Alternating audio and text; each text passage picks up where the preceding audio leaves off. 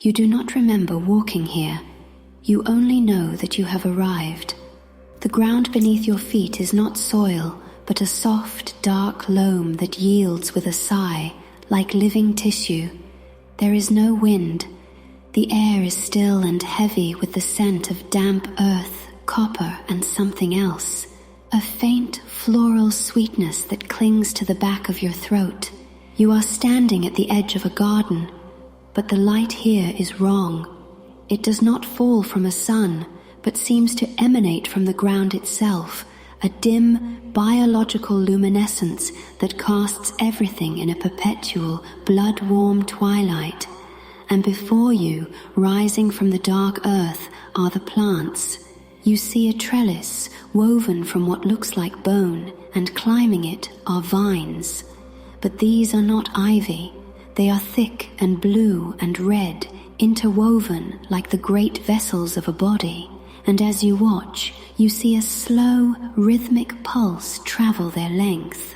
A single, perfect, crimson drop falls from a leaf shaped like a human hand, landing on the dark soil with a sound that is too soft to be heard, yet you feel it resonate deep in your own bones.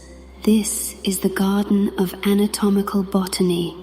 Here, life is cultivated not as metaphor, but as fact.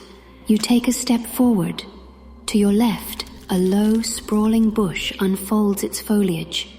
The leaves are the deep, bruised purple of a healthy liver, their surfaces glistening with a strange dew. Beside it, a delicate white flower hangs from a slender stem, its petals translucent and arranged in the unmistakable, layered complexity of a human eye. Its center, the pupil, is a pool of absolute black that seems to drink the already faint light. You feel a distinct, unnerving sensation that it is watching your approach. You look away, and your gaze falls upon a figure in the distance. A gardener. He is kneeling, his back to you, tending a small, orderly plot. His movements are slow, deliberate, filled with a reverence that is absolute. He is tending to a patch of what look like small, fleshy pink blossoms clustered together on a thick branching stalk.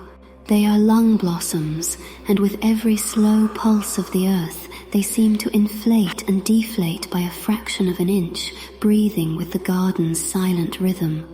The gardener reaches out with a gnarled, soil-stained hand. He does not hold a watering can. In his other hand is a small silver trowel, its edge honed to a wicked sharpness. He gently touches the tip of the trowel to the fleshy surface of one of the blossoms.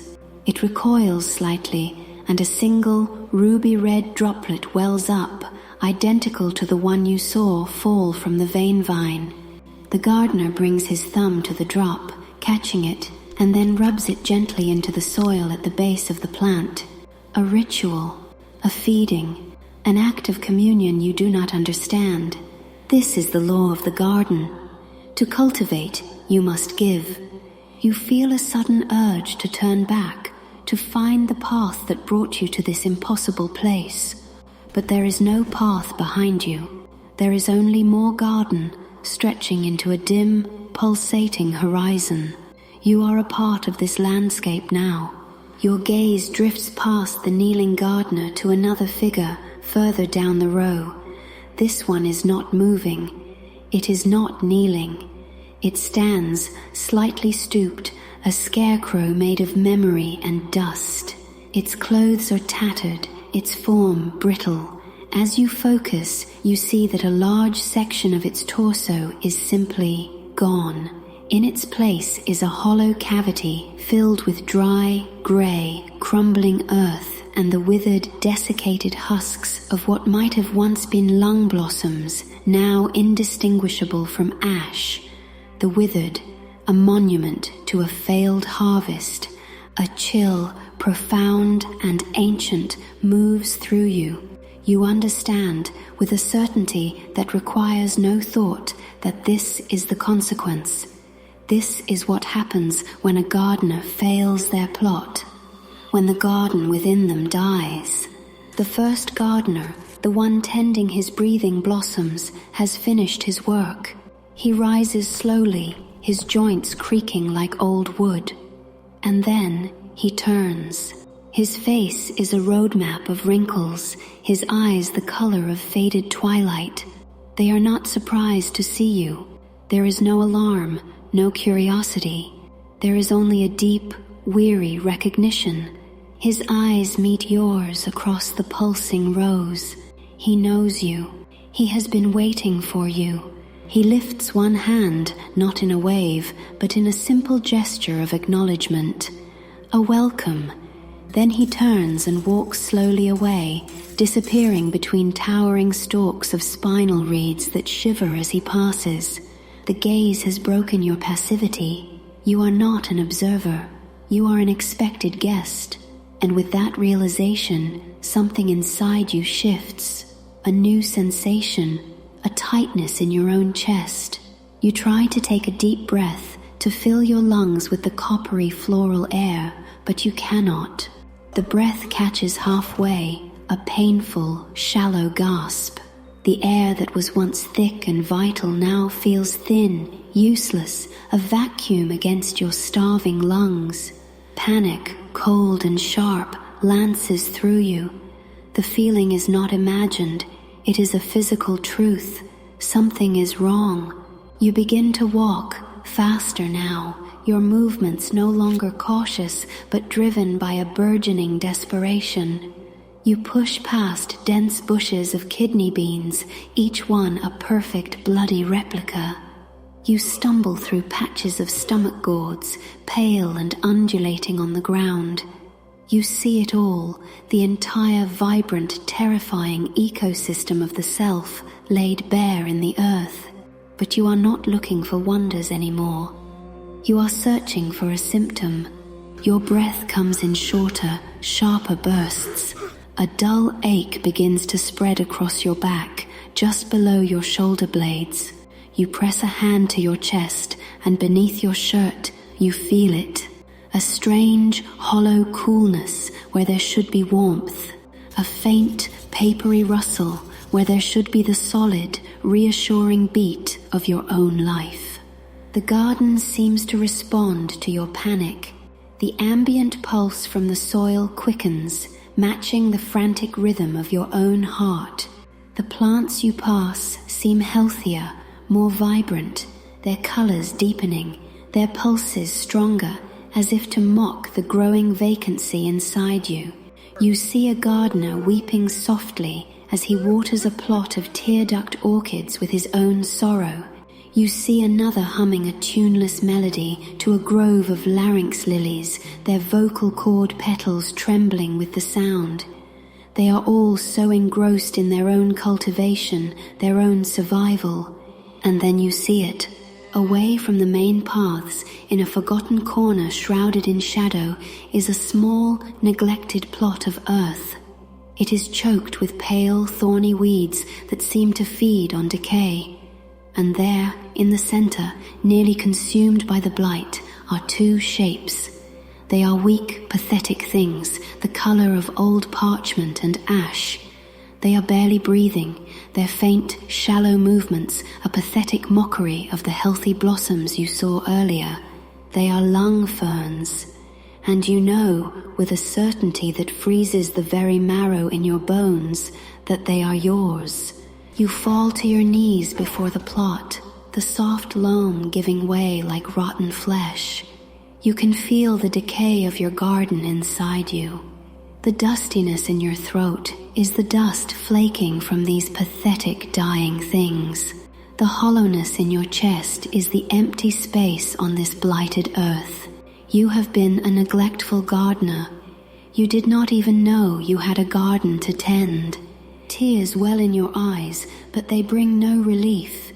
You reach out a trembling hand, your fingers hovering just above one of the wilting ferns. You want to touch it, to coax it back to life, but you know that your touch alone is not enough. The law of the garden is absolute. To cultivate, you must give. Your frantic eyes scan the dirt, and there, half buried beneath a tangle of thorny weeds, is the answer. A small silver trowel, identical to the one the gardener used. It is tarnished and cold, but its edge still holds a faint, wicked gleam. It is your tool. It has been waiting for you. You pick it up. The metal is cold against your palm, unnaturally so, a shock of winter in this blood-warm place. Your breath is a series of pathetic, useless gasps now. A grey-out is starting at the edges of your vision. The withered one, the statue of dust and failure, flashes in your mind. This is your fate unless you act, unless you obey the law. You turn the trowel in your hand, presenting the sharp point. You look at the soft, pale skin of your thumb. It seems a world away, a thing belonging to another person, from another lifetime. But the ache in your chest, the suffocating emptiness, is here. It is now. You close your eyes, and you press the point of the trowel into your own flesh. The pain is not what you expect. It is not sharp, but deep. A cold, piercing truth that spreads up your arm.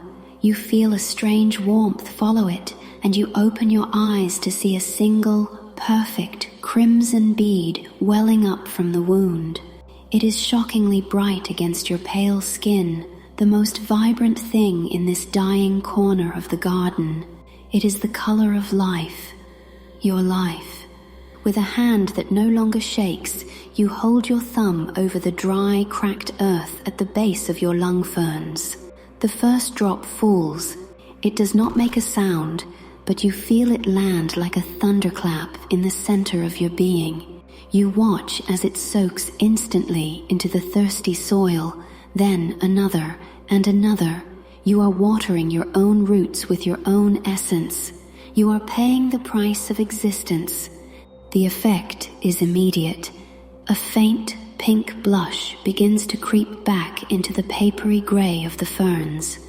The brittle edges soften. The network of tiny bronchial veins darkens, filling with color, with life. And as you watch, transfixed, one of the ferns gives a slow, gentle shudder, and then it inflates, a slow, deep, complete expansion. At the exact same moment, a breath tears through your own chest, a deep, shuddering, beautiful intake of air that fills every corner of the aching void within you. It is a feeling of return, of restoration, so profound it is nearly unbearable. You gasp again and again, drinking the air that is suddenly rich and sweet and full of life. The grey at the edge of your vision dissolves. The hollow cold in your chest is replaced by a burgeoning warmth. You look down at your work. The ferns are no longer wilting. They are breathing, in rhythm with you, and then you hear it, the sound that greeted you upon your arrival, that deep, subterranean pulse. But it is different now. It is no longer a vague, ambient thrum. It is a clear, resonant chorus. You can distinguish the steady, powerful beat of the heartbeats, the slow, filtering rhythm of the kidney beans, the soft, sighing cadence of every lung blossom in this endless garden. It is the symphony of the living. You place a hand on your own chest. Your heart, which was a frantic, terrified drum, has slowed. Its beat is calm, steady, powerful, and it has fallen into perfect, resonant time with the thrumming of the soil. You are no longer just in the garden. You are of the garden. Your pulse is now a part of the chorus. You have always been here. The faint, rhythmic slowing you felt upon arrival was not the garden's call. It was the echo of an empty plot inside you, a silence waiting for a gardener. Now you have come home, and the work has just begun.